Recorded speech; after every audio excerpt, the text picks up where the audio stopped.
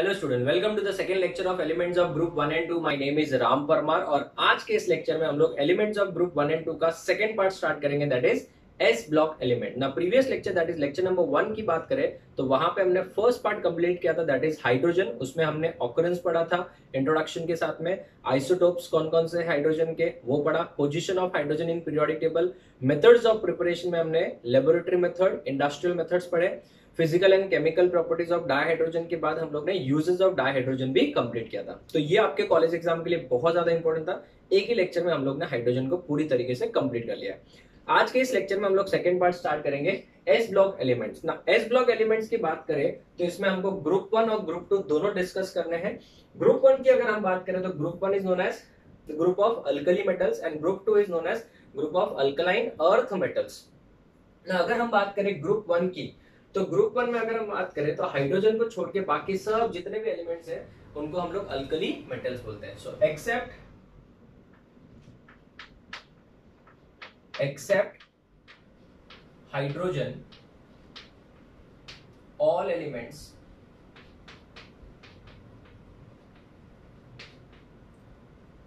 Of group 1 are known as alkali metals. ठीक है, इनको अल्कली मेटल्स क्यों बोला जाता है वो आगे हम लोग डिस्कस करेंगे, बिकॉज इनके जो ऑक्साइड्स होते हैं वो स्ट्रॉन्गली बेसिक नेचर के होते हैं बेटा। अगर हम बात करें एलिमेंट्स प्रेजेंट की तो कौन कौन से एलिमेंट्स है? Elements are lithium, sodium, potassium, rubidium, caesium and francium. जिसमें से जो फ्रेंशियम है वो जो है बच्चों रेडियो एक्टिव होता है, इट इज रेडियो एक्टिव। जैसे वहां पे ट्रीटियम था वैसे यहाँ पे ये रेडियो एक्टिव है और इसका जो हाफ लाइफ है टी और ऐसे हाफ लिखा जाता है, इसका मतलब हाफ लाइफ है।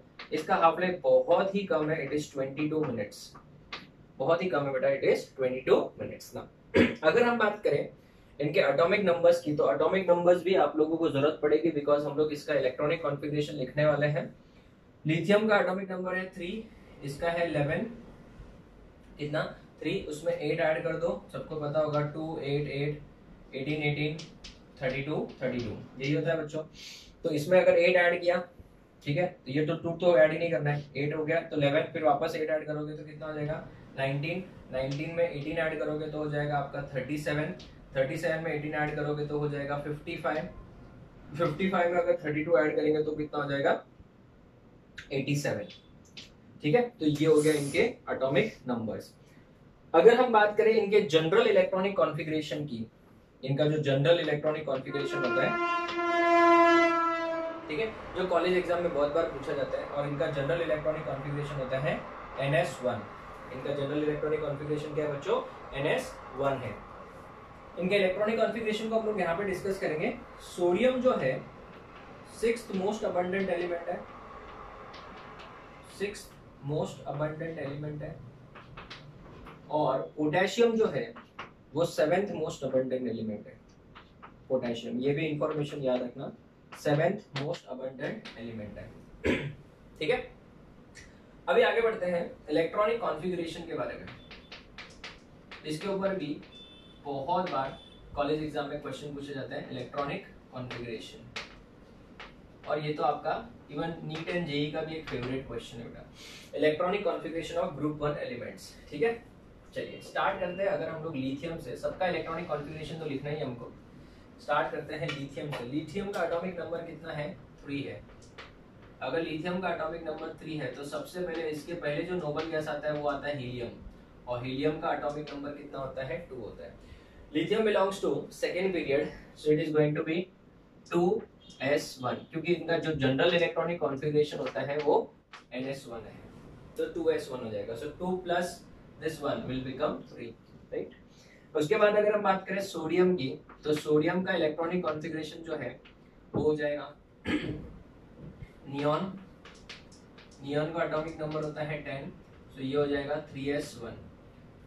Potassium, rubidium, caesium and francium. तो पोटेशियम की बात करें तो 19 होगा इसका एटॉमिक नंबर, ठीक है ना। यहाँ पे आ जाएगा आर्गन, ये आर्गन हो जाएगा 18, ये हो जाएगा 4s1। आर्गॉन कितना हो जाएगा 4s1, ठीक है ना। उसके बाद में इसका जो एटॉमिक नंबर है वो है 37 और आर्गॉन के जस्ट नीचे आता है क्रिप्टॉन। क्रिप्टॉन कहाँ तक कवर करेगा 36 तक। अगर ये 4s1 था तो ये क्या हो जाएगा 5s1। अभी आप लोगों ने देखा होगा, आप इसको 1s2, 2s2, 2p6, 3s2 ऐसे भी लिख सकते हो, कोई इशू नहीं। बट अभी स्टूडेंट्स उतना टाइम वेस्ट करके जरूरत नहीं है, बिकॉज ये पैटर्न आपको एग्जाम में अलाउड है, ठीक है। नेक्स्ट अगर हम बात करें सीशियम के 55 होता है, तो सीशियम के जस्ट पहले कौन आता है क्रिप्टॉन। जेनॉन, जेनॉन कहाँ तक कवर करके देगा 54 तक कवर करके देगा, तो ये हो जाएगा आपका 6s1 हो जाएगा बच्चों। फ्रांशियम होता है 87, 87 अगर ये है तो रेडॉन आ जाएगा और वो होता है 86, ठीक है। तो ये हो जाएगा 7s1। तो आप देख सकते हो इनके सबके आउटरमोस्ट शेल में एक एक इलेक्ट्रॉन है और ये देयरफॉर इनकी वैलेंसी जो होगी, वैलेंसी और वैलेंसी इनकी सिर्फ और सिर्फ कितनी होगी बच्चों +1 हो जाएगी, बिकॉज एक इलेक्ट्रॉन लूज करने के बाद ये सब के सब क्या हो जाएंगे नोबल गैस का इलेक्ट्रॉनिक कॉन्फ़िगरेशन ले लेंगे। ये भी इस तरीके से भी आपको समझाने के लिए मेरे लिए बहुत आसान हो गया, ठीक है। सो this is about group 1 introduction के तौर पे। अगर हम बात करें ग्रुप 2 के बारे में, जिनको हम लोग क्या बोलते हैं alkaline earth metals, alkaline earth metals. तो अगर हम बात करें अल्कलाइन अर्थ मेटल्स की, तो इसमें कौन कौन से हैं, बेरिलियम से लगा के सब लोग हैं। सो सबसे पहली बात तो इसमें कोई एक्सेप्ट वाला एलिमेंट नहीं होगा। All elements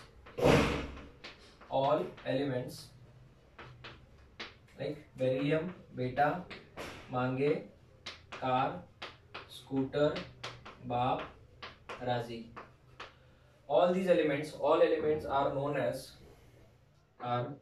alkaline earth metals, alkaline earth metals।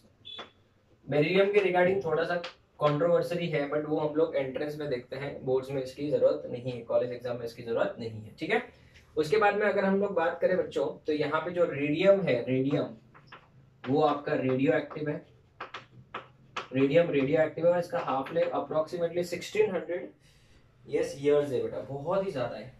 इसका हाफ लाइफ जो है वो 1600 ईयर्स है बेटा, बहुत ज्यादा है। ये घड़ी में भी यूज होता है, आपने देखा होगा। 1600 ईयर्स है तो बहुत ज्यादा है बच्चों, ठीक है। 1600 ईयर्स के बाद ये हाफ होने वाला है, ठीक है। अगर हम बात करें इनके जनरल इलेक्ट्रॉनिक कॉन्फ़िगरेशन के बारे में, तो जनरल इलेक्ट्रॉनिक कॉन्फ़िगरेशन हो जाएगा NS2।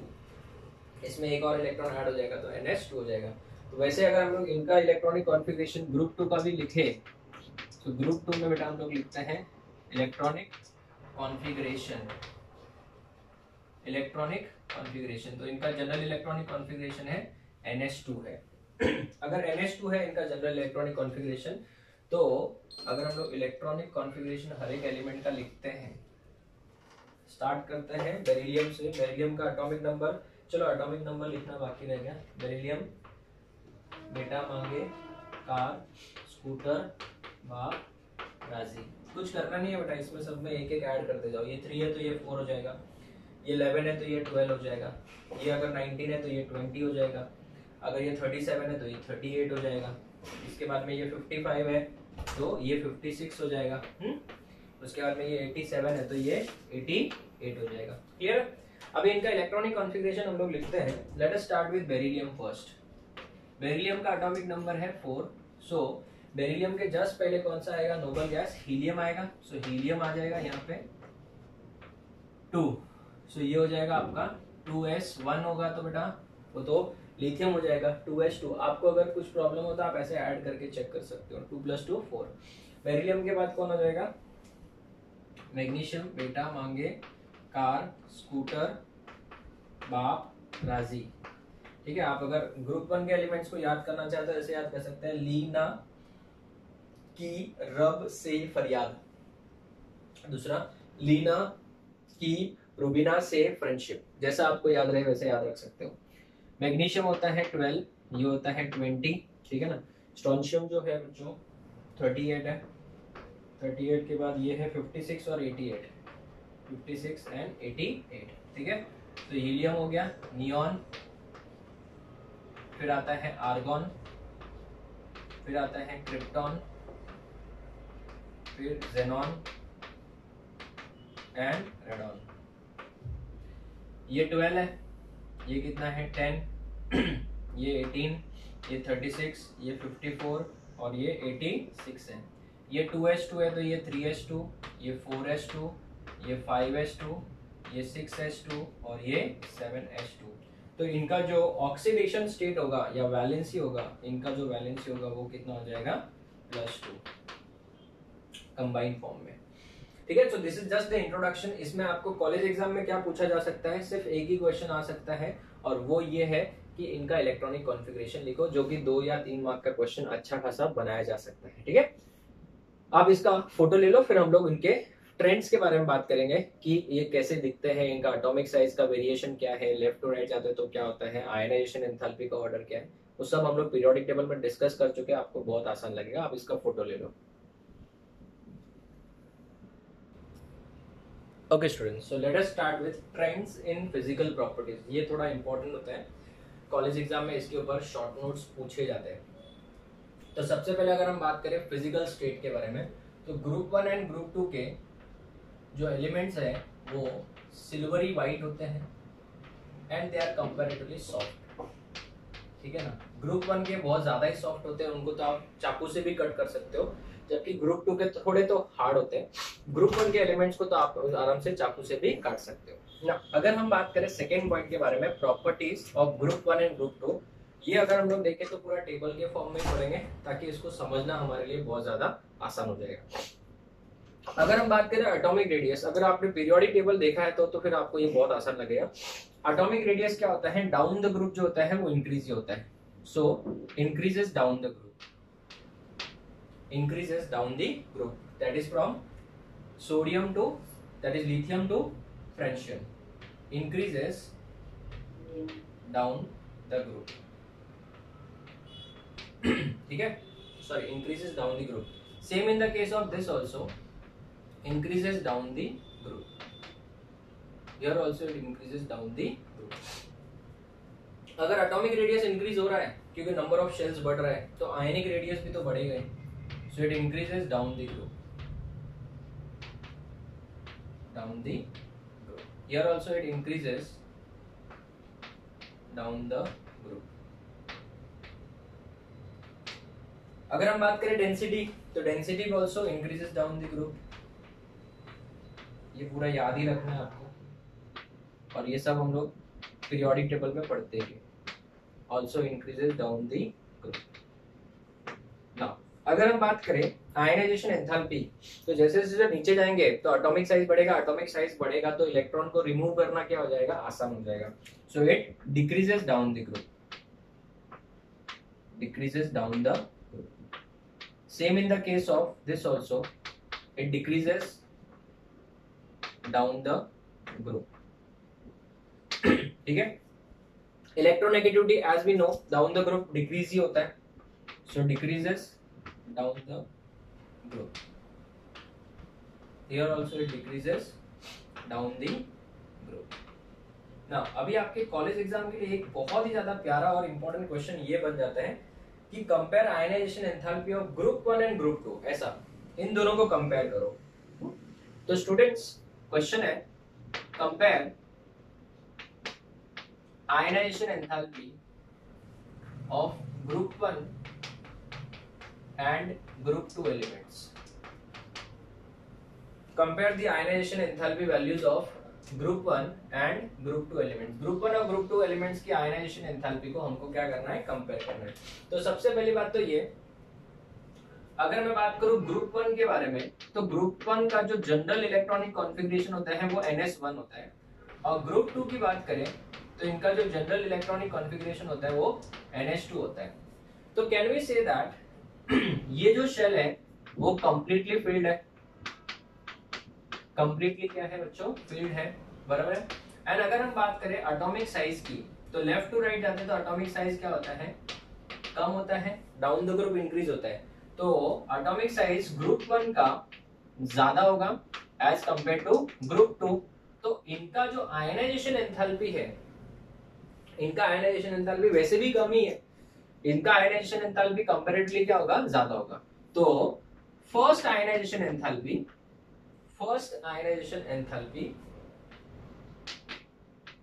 of group 1 is less than first ionisation enthalpy of group 2, क्योंकि ये कंप्लीटली फिल्ड है। लेकिन एक बार इलेक्ट्रॉन निकल गया तो फिर जो second ionisation enthalpy of group 1 होगा, it will be very much greater than the second ionization enthalpy of group 2. Sir, can you explain with an example? Yes. अगर मैं आपको एग्जांपल देता हूं सोडियम एंड मैग्नीशियम का, क्लियर है? तो sodium का जो इलेक्ट्रॉनिक कॉन्फ़िगरेशन है वो क्या है बच्चों?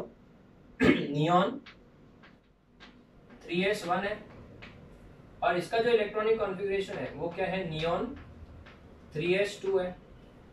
आप मुझे बताओ, इसका जो फर्स्ट इलेक्ट्रॉन है वो रिमूव करना बहुत आसान है। तो जैसे ही ये इलेक्ट्रॉन मैं रिमूव करूंगा तो ये Na+ बन जाएगा, which is equal to neon.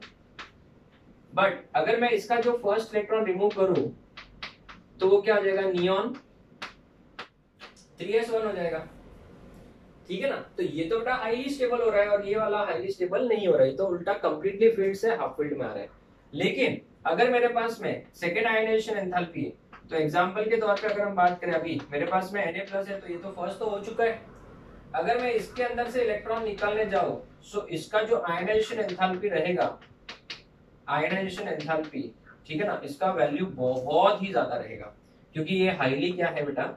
Stable है। तो इसमें से इलेक्ट्रॉन निकालना बेटा ऑलमोस्ट नामुमकिन के जैसा हो जाएगा। जबकि अगर Mg+ की बात करें तो ये तो खुशी खुशी अपना एक इलेक्ट्रॉन क्या करना चाहेगा? रिमूव करना चाहेगा। सो स्टूडेंट्स, इसके ऊपर बहुत बार एंट्रेंस में क्वेश्चन आते हैं और ये बहुत ही प्यारे और इंपॉर्टेंट क्वेश्चन है, ठीक है? तो ionisation enthalpy of first ionisation enthalpy of group 1 is group 1 element is less than group 2 element first ionization enthalpy, लेकिन second ionization enthalpy of group 1 is very much greater than second ionization enthalpy of group 2, ठीक है? ये बहुत ही important question ना। इसके अलावा थोड़े questions और मैं डिस्कस करता हूं, आप लोग भी ध्यान से सुनिएगा जरा। क्वेश्चन के फॉर्म में, sodium forms ionic compounds, sodium forms ionic compounds having formula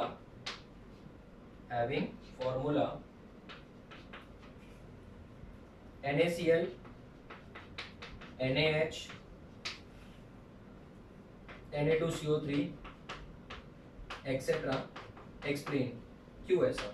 तो इस क्वेश्चन का एकदम सिंपल आंसर है कि सोडियम जो है, इसका जो फर्स्ट आयनाइजेशन एंथैल्पी है ये बहुत ही कम है, और जैसे ये अपना एक इलेक्ट्रॉन लूज करेगा तो ये एक नोबल गैस कॉन्फ़िगरेशन मिल रहा है इसको। ये देखो, नोबल गैस कॉन्फ़िगरेशन मिल रहा है। सो ये हाईली क्या है बेटा? स्टेबल है। तो इस वजह से ये अपना इलेक्ट्रॉन इजीली किसी को भी डोनेट कर सकता है, और इस वजह से ये कौन सा बॉन्ड बनाएगा? Ionic bond. हो गया? चलो सेकेंड क्वेश्चन। क्वेश्चन एक और है, एक्सप्लेन, ये सब आपके कॉलेज एग्जाम के लिए है। Observed values of 496 kilojoule per mole and 737 kilojoule per mole ionization energy of sodium and magnesium.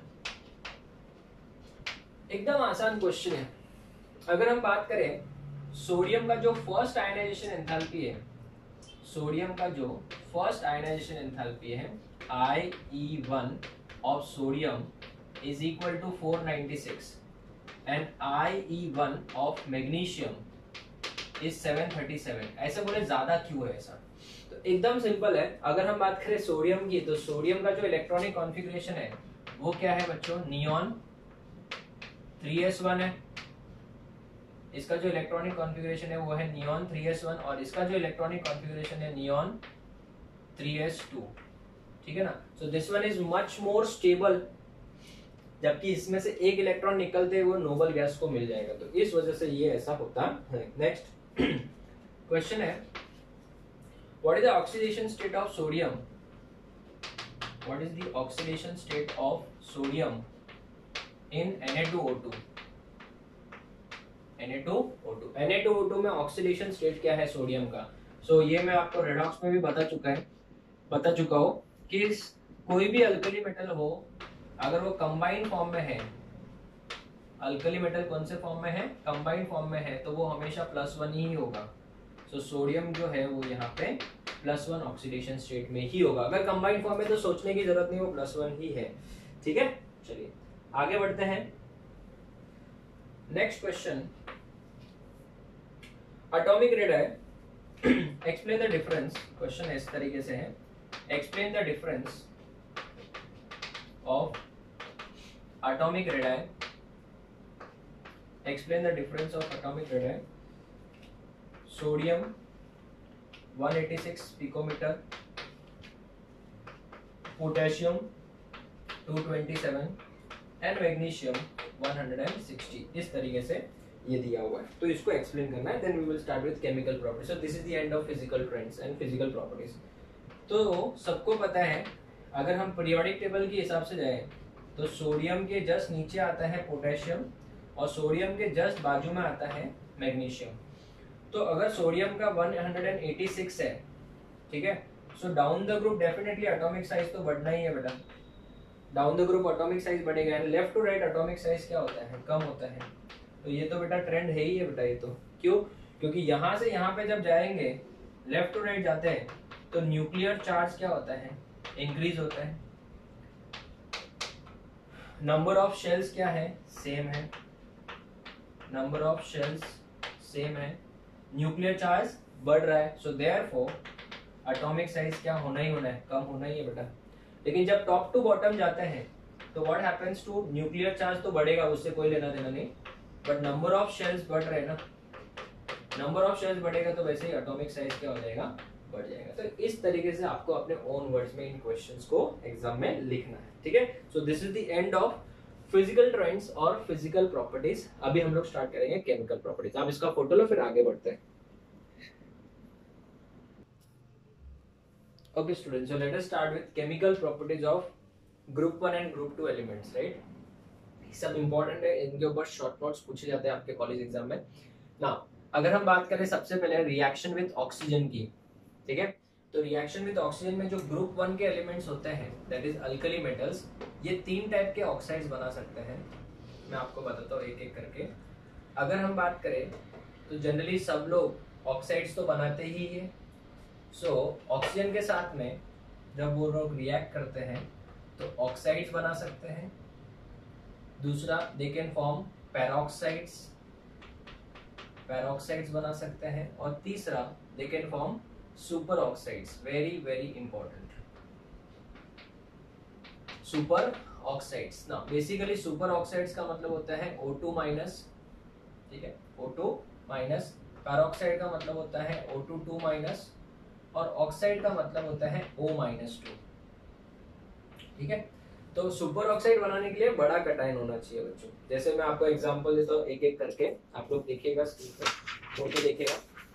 सबसे पहले अगर हम बात करें लिथियम की, लिथियम बहुत छोटा कटायन है तो वो सिर्फ ऑक्साइड ही बनाएगा। So lithium plus O2 gives Li2O, that is lithium oxide. तो अगर हम इसको बैलेंस करें तो सबसे पहले यहाँ पे 2 आ जाएगा, तो यहाँ पे 4 लिखना पड़ेगा मुझे, 4 लिथियम हो जाएगा। तो ये हो जाएगा आपका लिथियम ऑक्साइड। ठीक है, ये ऑक्साइड हो गया। नेक्स्ट, अगर मैं बात करूँ सोडियम की, तो सोडियम जो है वो ऑक्साइड भी बना सकता है, पैरोक्साइड भी बना सकता है। ऑक्साइड तो बेसिकली सब लोग बना ही सकते हैं, इसमें कोई प्रॉब्लम नहीं। खाली सुपर ऑक्साइड और पैरोक्साइड बनाने के लिए कटायन थोड़ा सा बड़ा साइज का होना चाहिए। तो ये बेटा आपको Na2O2 भी दे सकता है और Na2O भी दे सकता है। तो मैंने एक पैरोक्साइड का एग्जाम्पल ले लिया। तो यहाँ पे अगर हम बात करें तो ये 2 हो जाएगा। तो ये क्या हो गया? एग्जाम्पल पैरोक्साइड का। ठीक है, उसके बाद में अगर पोटेशियम की बात करें तो पोटेशियम तो बच्चों सुपर ऑक्साइड भी बना सकता है, बिकॉज बड़ा कटायन है। तो सुपर ऑक्साइड का जो फॉर्मूला होगा वो क्या हो जाएगा? KO2 हो जाएगा। ठीक है, तो याद रखिएगा ऑक्साइड का जो फॉर्मूला होगा, ऑक्साइड का जो फॉर्मूला होगा वो होगा M2O। M2O ऑक्साइड का फॉर्मूला हो जाएगा। पैरोक्साइड का फॉर्मूला हो जाएगा M2O2, M2O2। और सुपर ऑक्साइड का फॉर्मूला हो जाएगा MO2। ये देखिए MO2। So KO2 is the best example of what, peroxide, super oxide. तो सुपर ऑक्साइड है बेटा, ये क्या है, लिथियम ऑक्साइड। सो ये तीनों टाइप के बना रहे हैं बेटा ऑक्साइड्स, लिथियम ऑक्साइड, इसका नाम क्या है, सोडियम पेरोक्साइड, सोडियम पेरोक्साइड। उसके बाद में इसका नाम क्या है, potassium super oxide, potassium super oxide हो जाएगा। अब ये जो सुपर ऑक्साइड है ना बच्चों, ये बहुत ही अच्छी चीज है। ये पोटेशियम जो सुपर ऑक्साइड है ना, बहुत ही अच्छी चीज है। सर ऐसा क्यों? जहां पे भी बच्चों बंद कमरे होते हैं, बंद कमरे, या फिर जहां पे ऑक्सीजन का सप्लाई बहुत ही कम है, वहां पे हम लोग क्या करते हैं, पोटेशियम सुपर ऑक्साइड को ऐसा ओपन करके रख देंगे बच्चों। तो वहां पे अगर जो कोई CO2 गैस है, आई रिपीट, क्या है, CO2 गैस, तो CO2 गैस के साथ ये कंबाइन हो जाएगा बच्चों, कौन, KO2, और आपको रिलीज करेगा ऑक्सीजन, मतलब ये ऑक्सीजन को प्रोड्यूस करके देगा आपको। तो इसके पास में ऑक्सीजन गैस तो है ही है बेटा, ये इसको रिलीज कर देगा।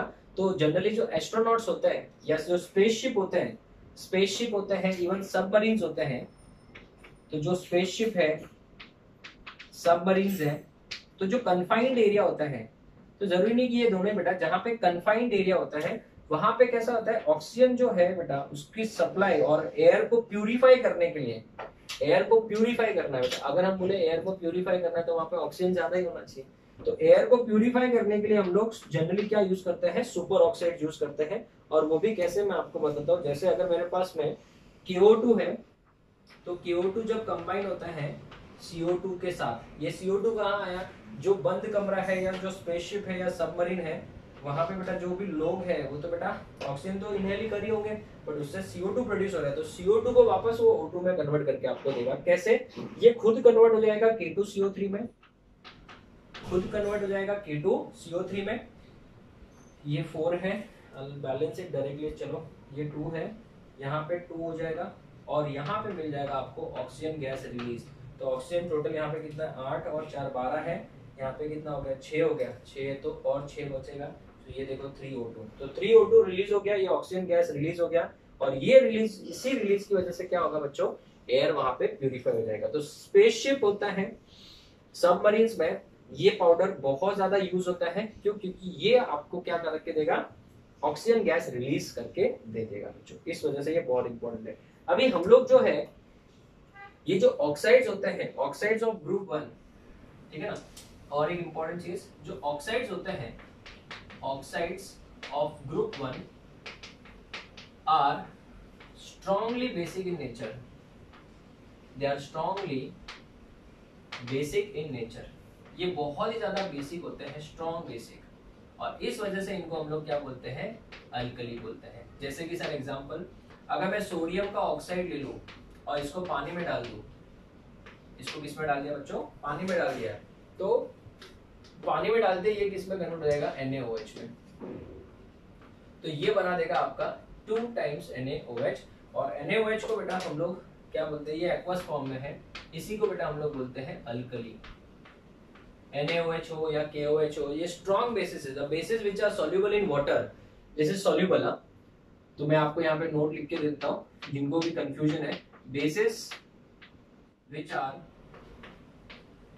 soluble in water, soluble in water are called as alkali, उन्हीं को हम लोग क्या बोलते हैं, अल्कली बोलते हैं। ठीक है, चलिए अभी ये हो गया ग्रुप 1 के बारे में, ऑक्साइड्स, पेरोक्साइड्स एंड सुपर ऑक्साइड्स बना सकते हैं। अगर मैं बात करूं ग्रुप 2 के बारे में, that is alkaline earth metals, तो ये लोग भी बच्चों ऑक्साइड भी बना सकते हैं और पेरोक्साइड भी बना सकते हैं, बट ये सुपर ऑक्साइड्स नहीं बना सकते, they can not form super oxides, ठीक है ना, they can form only up to oxides and peroxides, so they can form oxides and peroxides. तो ये लोग ऑक्साइड और पेरोक्साइड बना सकते हैं, बस दैट्स इट, और कुछ नहीं। अगर मैं बात करूं मैग्नीशियम के साथ, Mg+O2 इट गिव्स 2 MgO। आपने देखा होगा स्कूल टाइम में मैग्नीशियम रिबन को जला जाए, डेजलिंग क्या होता है, लाइट आता है बेटा, अच्छा सा लाइट देखने को मिलता है, ये इसका बैलेंसिंग पार्ट हो गया। ये ऑक्साइड का फॉर्मूला है, तो इनके ऑक्साइड्स का फॉर्मूला क्या होगा, MO रहेगा, MO ऑक्साइड का फॉर्मूला। अगर मैं बात करूं बेरियम के साथ ऑक्सीजन का रिएक्शन कर रहा हूं तो ऑक्साइड तो बन ही सकता है, but it can form peroxide also. ठीक है, तो ये उसका पेरोक्साइड का फॉर्मूला है। तो इसका जो पेरोक्साइड का फॉर्मूला हो जाएगा वो क्या हो जाएगा, MO2।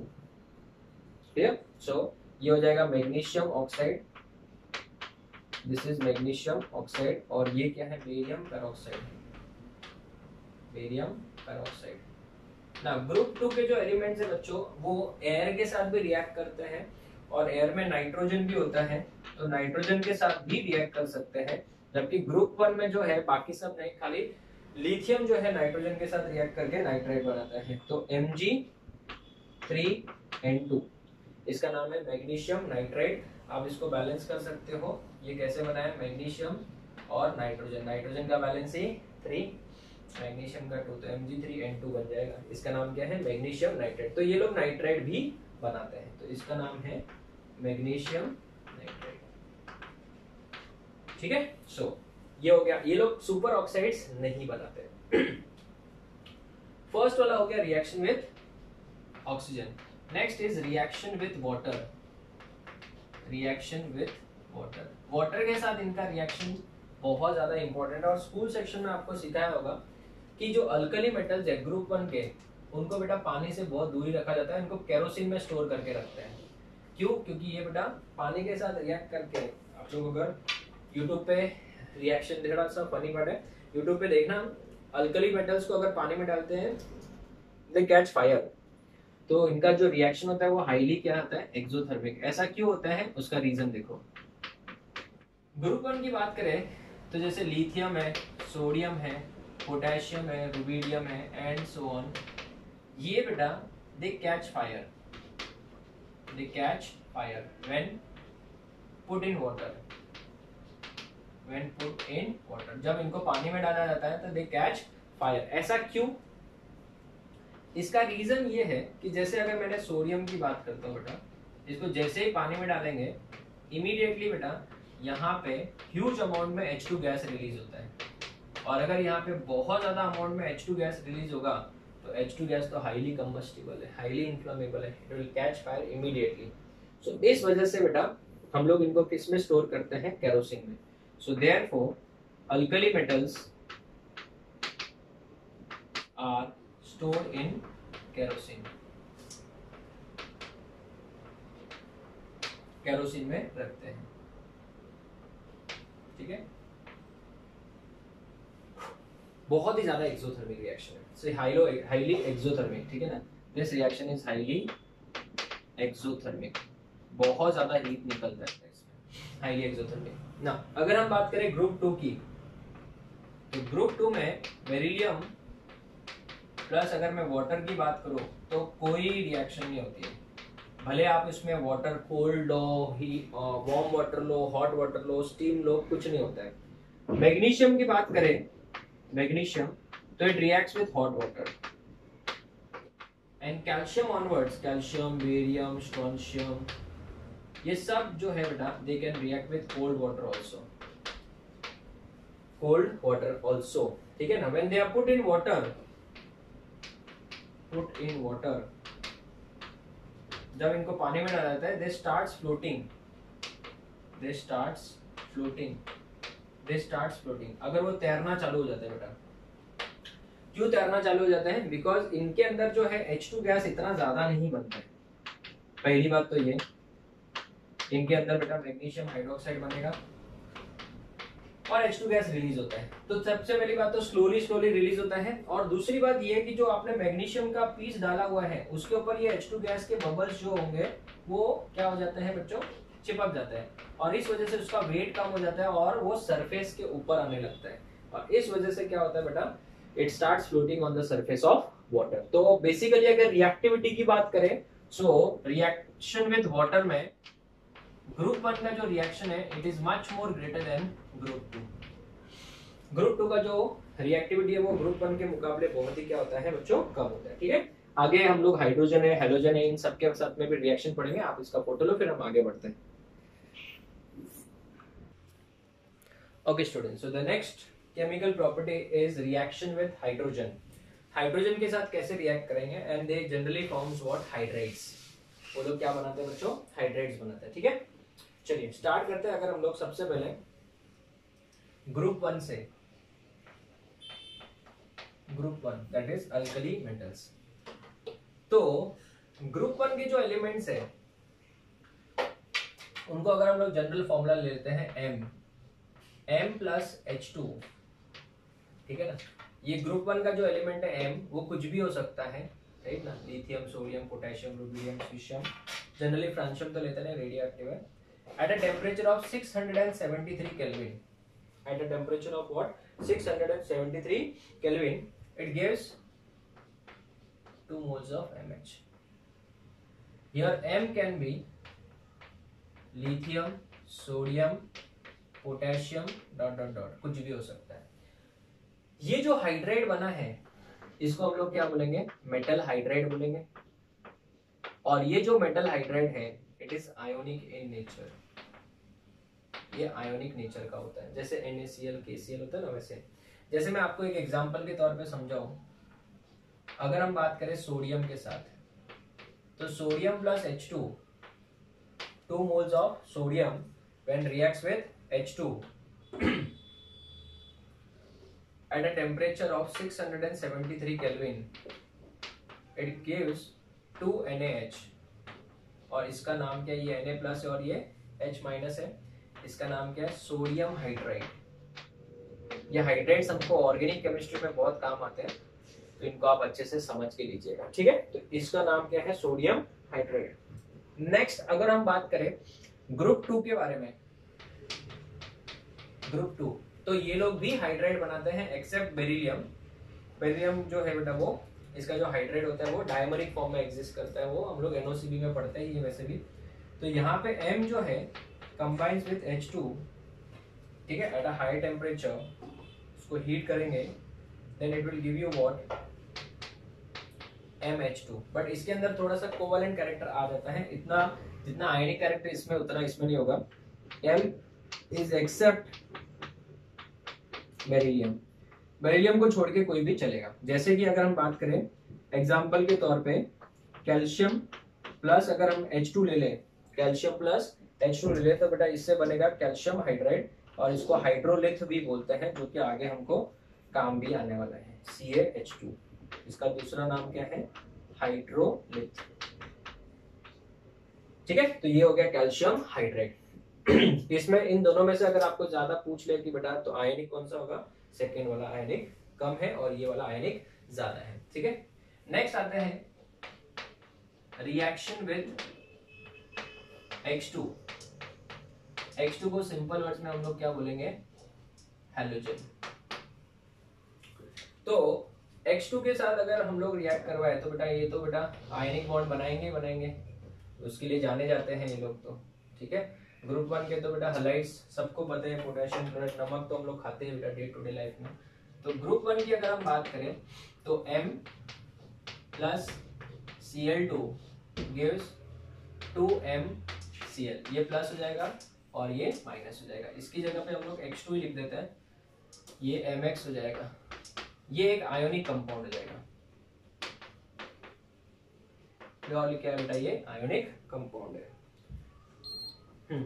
तो अगर मैं यहाँ पे M की बात करूं तो लिथियम हो सकता है, सोडियम हो सकता है, पोटेशियम हो सकता है, डॉट डॉट।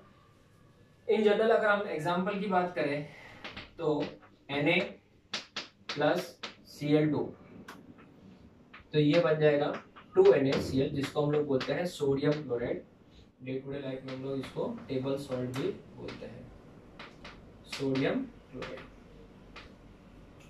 तो ये हो गया हलाइड्स। ठीक है, these halides are ionic in nature. Next अगर हम बात करें ग्रुप 2 के बारे में, ग्रुप 2 के बारे में, तो इनके जो हलाइड्स होंगे बेटा, इनका फॉर्मूला क्या होगा, MX। इनके जो हाइड्रेट्स होंगे इनका फॉर्मूला क्या होगा, MH2, और इनका MH हो जाएगा। अगर मैं बात करूं ग्रुप 2 की, तो ग्रुप 2 में M प्लस X2 बन जाएगा क्या बच्चों, MX2 बन जाएगा बेटा। तो यहाँ पे जो ये जो होगा कौन कौन होगा, बेरिलियम को छोड़ के, एक्सेप्ट बेरिलियम, एक्सेप्ट क्या बेरिलियम। जैसे एग्जांपल में अगर हम लोग लेते हैं calcium plus Cl2 gives calcium chloride, ये क्या दे देगा आपको, कैल्शियम क्लोराइड दे देगा। ठीक है, चलिए आगे बढ़ते हैं। इसमें हम लोग बेरिलियम भी ले सकते हैं, कोई इशू नहीं है। ठीक है, बट उसके अंदर कोवैलेंट कैरेक्टर है, डाइमर बनाएगा बच्चों ये। ठीक है, आगे बढ़ते हैं। Reducing property number 5। Next property is reducing property. Reducing property, तो बच्चों सबको पता है कि ग्रुप 1 रिड्यूसिंग प्रॉपर्टी मतलब खुद क्या होना चाहिए, ऑक्सीडाइज होना चाहिए। सो ग्रुप 1 के जो एलिमेंट्स होते हैं दे आर इजीली ऑक्सीडाइज। अगर वो इजीली खुद इलेक्ट्रॉन लूज करते हैं so they are powerful reducing agent. आप ऑर्गेनिक में तो बेटा इनको सोडियम को एक स्ट्रॉन्ग बेस के तौर पे लेके चलेंगे बच्चों हम लोग। सोडियम को NaOH से ज्यादा स्ट्रॉन्ग तो सोडियम है खाली, तो वो स्ट्रॉन्ग बेस है, powerful dash agent, reducing agent. जैसे कि अगर हम बात करें वुड्स रिएक्शन की बात करते हैं, आप लोग ने ऑर्गेनिक में हमने अल्केन चैप्टर में पढ़ा है वुड्स रिएक्शन। तो वुड्स रिएक्शन में क्या होता है, मिथाइल क्लोराइड लेंगे, 2 मोल्स सोडियम के लेंगे, ठीक है, in the presence of dry ether, और ये आपका बन जाएगा अल्केन। तो यहाँ पे सोडियम ने बेसिकली किया क्या है, सोडियम ने अपने इलेक्ट्रॉन को लूज किया बच्चों। एक सोडियम ने 1 इलेक्ट्रॉन लूज किया, 2 सोडियम ने 2 इलेक्ट्रॉन लूज किया, तो 2 Na और यहाँ से 2 Cl, तो NaCl निकल गया बेटा। ये देखो रिएक्शन है, वुड्स रिएक्शन बोला जाता है इसको। So they are powerful reducing agent definitely. Even group 2 के इलेक्ट्रॉन्स बेटा वो भी इजीली ऑक्सीडाइज होता है। Group 2 elements can be easily oxidized, so they are also powerful reducing agent. They are also powerful reducing agent, but less than. But they are less than Group 1 elements. Group 1 element के comparison में they are not that strong powerful reducing agent. तो अगर आपको powerful reducing agent चाहिए तो future में याद रखना सोडियम है, पोटेशियम है, ये सब अच्छे रिड्यूसिंग एजेंट है जो हम लोग ऑर्गेनिक में भी क्या करेंगे, यूज करेंगे। ठीक है, तो आप इसका फोटो लो, फिर हम लोग एक अमोनिया वाला पार्ट है जो बहुत ही ज्यादा इंपॉर्टेंट है वो डिस्कस करते हैं। आप इसका फोटो ले लो। Okay students, so let us discuss the very important topic solution in liquid ammonia. ये जो है वो एंट्रेंस पॉइंट ऑफ व्यू भी बहुत ज्यादा इंपॉर्टेंट है एंड इवन बोर्ड्स में भी बहुत, और कॉलेज एग्जाम के लिए भी बहुत ज्यादा इंपॉर्टेंट है। अगर हम लोग ये हम लोग को बर्च रिडक्शन, अगर हम लोग एंट्रेंस की बात करें तो जब अल्केन चैप्टर पढ़ेंगे तो हाइड्रोकार्बन्स में हम लोग को बर्च रिडक्शन आएगा, उसमें ये यूज होता है। तो मैं ऐसे धीरे धीरे आपको सब चीजें भी बता रहा हूँ कि कहाँ कौन सा यूज होने वाला है, तो आपको एक आइडिया आएगा कि हम लोग खाली ऐसे ही नहीं पढ़ रहे हैं, इनको आगे यूज भी करना है। अगर हम लोग अल्कली मेटल्स को लिक्विड अमोनिया में डाल देते हैं, लिक्विड अमोनिया, पानी नहीं होना चाहिए तो अमोनियम हाइड्रोक्साइड में कन्वर्ट हो जाएगा, लिक्विड अमोनिया में डाल देते हैं तो आपको एक ब्लू कलर का हल्का सा ब्लू, ठीक है ना, डीप कलर ब्लू, ठीक है ना, डीप मतलब गहरा ब्लू कलर आएगा, देखने को मिलेगा। और वो क्यों होता है, और वो इलेक्ट्रिकल कंडक्टिविटी भी शो करते हैं। तो मैं आपको पहले स्टेटमेंट्स लिख के दे देता हूं। अल्कली मेटल्स, पहला point, alkali metals are soluble in liquid ammonia। Liquid ammonia में क्या होते हैं, soluble, and produces deep blue color,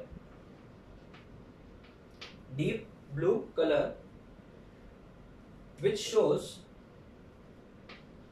also shows electrical conductivity।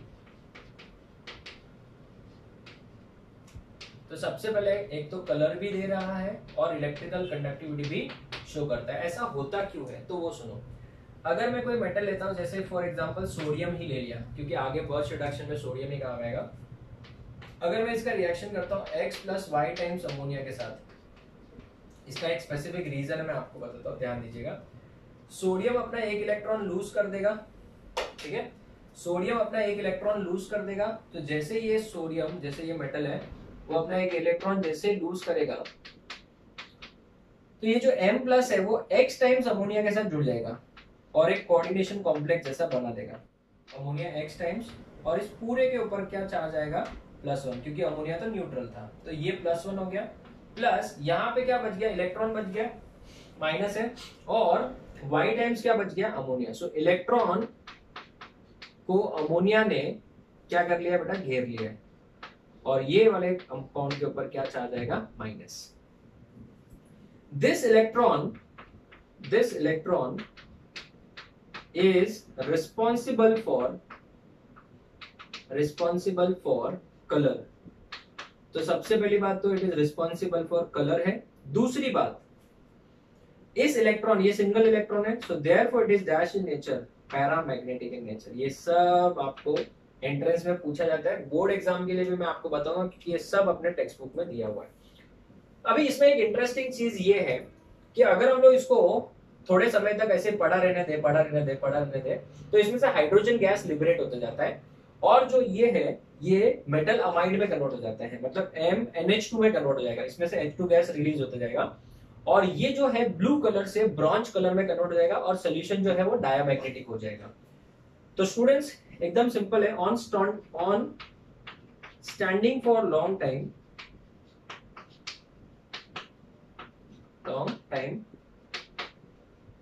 H2 gas is released और H2 gas is liberated। H2 gas liberate होगा, अगर H2 gas liberate होगा and metal amide is formed,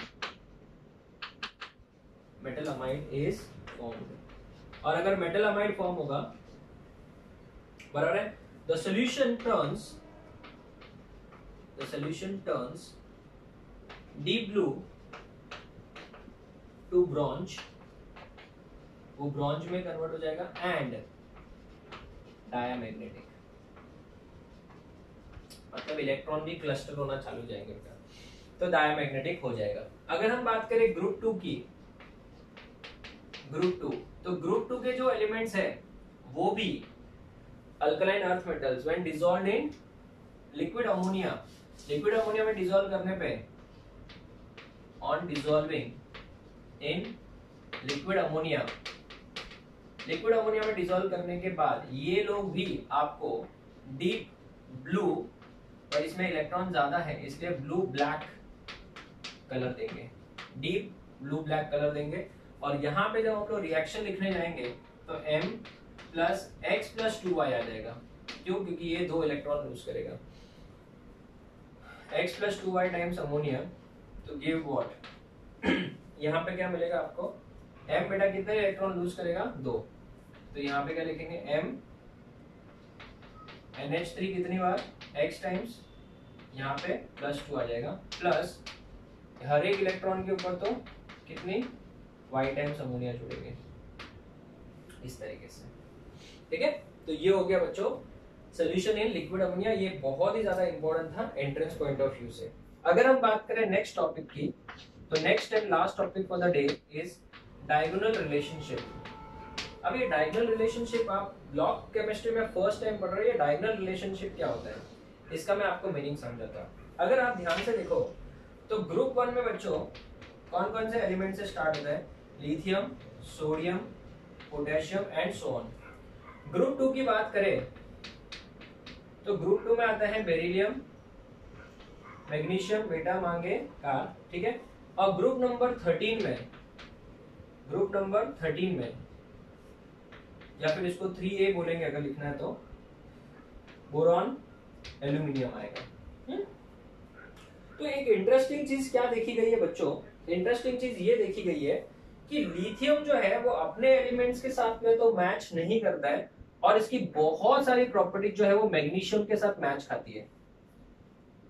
lithium की बहुत सारी प्रॉपर्टी, अभी मैं बताऊंगा एक एक करके, बहुत सारी प्रॉपर्टी जो है वो मैग्नीशियम के साथ मेल खाती है, मतलब it shows similarity with magnesium. खुद के एलिमेंट, खुद के ग्रुप के साथ तो बहुत सारे डिसिमिलरिटी है, बट वो मैग्नीशियम के साथ में सिमिलरिटी दिखा रहा है। तो अगर हम लोग इसको एक स्क्वायर मान ले बच्चों इस तरीके से, या रेक्टेंगल मान ले, तो ये डायगोनल हो गया कि नहीं हो गया, तो इस वजह से इसको बोलते हैं डायगोनल रिलेशनशिप। सेम वे अगर हम बात करें, बेरिलियम जो है, बेरिलियम वो अपनी बहुत सारी प्रॉपर्टीज मैच करवाता है किसके साथ, एल्यूमिनियम के साथ। तो beryllium shows diagonal relationship with aluminium and lithium shows diagonal relationship with magnesium. अभी आपके मन में क्वेश्चन आ रहा होगा सर ऐसा होता क्यों है, तो उसका रीजन और कौन सी प्रॉपर्टी सिमिलर है वो हम लोग डिस्कस करते हैं। तो सबसे पहली बात तो ये कि lithium shows diagonal relation with किसके साथ, मैग्नीशियम। दूसरा beryllium shows diagonal relation with किसके साथ, aluminium. Beryllium shows diagonal relationship with aluminium. तो सबसे पहले हम लोग बात करेंगे, सबसे पहले डिस्कस करेंगे लिथियम एंड मैग्नीशियम, ठीक है ना। Lithium and magnesium, lithium shows diagonal relationship with magnesium. ऐसा क्यों, तो उसका रीजन ये है कि जब हम लोग डायगोनल रिलेशनशिप की बात करते हैं बच्चों, तो डायगोनल रिलेशनशिप में इनके आयंस देखे जाते हैं इस तरीके से, इन दोनों के इस तरीके से आयंस देखे जाते हैं। Why it shows diagonal relationship, इसका रीजन है ऑलमोस्ट सेम आयोनिक रेडाई, इनकी आयनाइजेशन एंथैल्पी ऑलमोस्ट सिमिलर है, इनकी इलेक्ट्रोनेगेटिविटी भी ऑलमोस्ट सिमिलर है। तो इन सब प्रॉपर्टीज की वजह से it shows dash diagonal relationship. अगर हम बात करें पॉइंट्स ऑफ सिमिलरिटी की, कि कौन कौन से पॉइंट्स में ये लोग एक दूसरे से सिमिलर हैं, तो वो भी इंपॉर्टेंट है। पॉइंट्स ऑफ सिमिलरिटी, कौन कौन से पॉइंट्स में वो सिमिलर है। सो पॉइंट्स ऑफ सिमिलरिटी में सबसे पहली बात तो ये that lithium is the only element in group 1 which forms reaction with nitrogen. So lithium when reacts with N2 it forms lithium nitride, the only element in group 1। मैंने आपको पहले भी बोला था lithium nitride। तो कहने से बेटा पूरे group 1 में कोई नाइट्रोजन के साथ रिएक्ट ही नहीं कर रहा है। लिथियम बोलते हैं मैं रिएक्ट करूंगा, मैं बैलेंस नहीं कर रहा हूं बच्चों, पहले बोलते हो रिएक्शन आप बैलेंस करना। लाइक मैग्नीशियम जो है वो भी तो नाइट्रोजन के साथ रिएक्ट करता ही है ना बेटा। सो Mg3N2, इसको हम लोग ने क्या नाम दिया था, मैग्नीशियम नाइट्राइड। तो ये नाइट्राइड का केस हो गया। दूसरी केस, अगर मैं Li2CO3 को हीट करूं, बाकी कोई भी कार्बोनेट को हीट करने से, बाकी किसी भी कार्बोनेट को हीट कर दो आपको CO2 गैस नहीं मिलेगा, इट गिव्स CO2 गैस। बाकी कोई कार्बोनेट ग्रुप 1 का आपको CO2 गैस नहीं देगा। आप Mgco3 को हीट करो, ये भी आपको CO2 गैस देगा। तो ये भी एक इंटरेस्टिंग चीज हो गई। तीसरी बात, लिथियम क्लोराइड जो है, lithium chloride and magnesium chloride जो है, दोनों के दोनों बेटा डेलिक्वेसेंट है। सर वो क्या होता है ना, डेलिक्वेसेंट का मतलब जो मॉइस्चर को एब्जॉर्ब कर रहे एटमॉस्फेयर में से, एटमॉस्फेयर में से मॉइस्चर को क्या कर ले, एब्जॉर्ब कर ले। और आपने देखा होगा नमक का फॉर्मूला होता है सिर्फ NaCl होता है, जबकि पूरे के पूरे ग्रुप 1 में लिथियम ही एक ऐसा है जो हाइड्रेटेड फॉर्म में एग्जिस्ट करता है, LiCl.H2O 2H2O एंड MgCl2 वो भी 2H2O के फॉर्म में एग्जिस्ट करता है। तो ये हाइड्रेटेड फॉर्म में एग्जिस्ट करते हैं, हाइड्रेटेड फॉर्म में एग्जिस्ट करते हैं। बाकी कोई भी एलिमेंट ग्रुप 1 का जो उसका हैलाइड है वो हाइड्रेटेड फॉर्म में एग्जिस्ट नहीं करता है। तो ये सब सिमिलरिटी ये है बेटा डायगोनल रिलेशनशिप के अंदर, ठीक है। उसके बाद में अगर हम बात करें, लिथियम भी जो है वो ऑक्साइड बनाता है एंड मैग्नीशियम भी क्या बनाता है बच्चों, ऑक्साइड बनाता है। ये तो ऑलरेडी स्टोरी नोट पता है। अभी हम लोग बात करेंगे beryllium shows diagonal relationship with aluminium. तो आप इसका फोटो लो, फिर हम आगे बढ़ते हैं। Okay students, so let us discuss the last part for the lecture. Next lecture में हम लोग कंटिन्यू करेंगे। आज का लेक्चर यहीं पे एंड करते हैं इसको डिस्कस करने के बाद। So beryllium shows diagonal relationship with aluminium. Reason क्या है, इनका सिमिलर आयोनिक रेडाई। क्यों शो करते हैं diagonal relationship, similar ionic radii. दूसरा, आयनाइजेशन एंथैल्पी ऑलमोस्ट सिमिलर।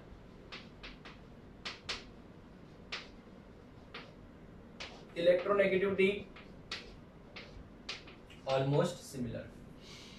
ठीक है, let's discuss very important question, points of similarity. Then कौन कौन सी प्रॉपर्टीज इनकी सिमिलर है बच्चों? तो सबसे पहले अगर हम बात करें जो बहुत ज्यादा इंपॉर्टेंट है वो ये है कि जो बेरिलियम का जो ऑक्साइड होता है एंड एल्यूमिनियम का जो ऑक्साइड है, ये दोनों के दोनों एम्फोटेरिक नेचर वाले हैं। मतलब ये एसिड के साथ भी रिएक्ट करते हैं और बेस के साथ भी रिएक्ट कर सकते हैं, बट मैग्नीशियम ऑक्साइड जो है वो प्योरली बेसिक है बेटा। सो ग्रुप 2 में सिर्फ एक ही ऑक्साइड ऐसा है जो एम्फोटेरिक नेचर वाला है बेटा, बाकी तो कोई है ही नहीं। तो इसका मतलब खुद के ग्रुप के साथ मैच ना करते हुए वो डायगोनली एल्यूमिनियम के साथ मैच कर रहे हैं। दूसरी बात अगर हम बात करें, बेरिलियम जो क्लोराइड है वो इलेक्ट्रॉन डेफिशिएंट है, इलेक्ट्रॉन डेफिशिएंट है।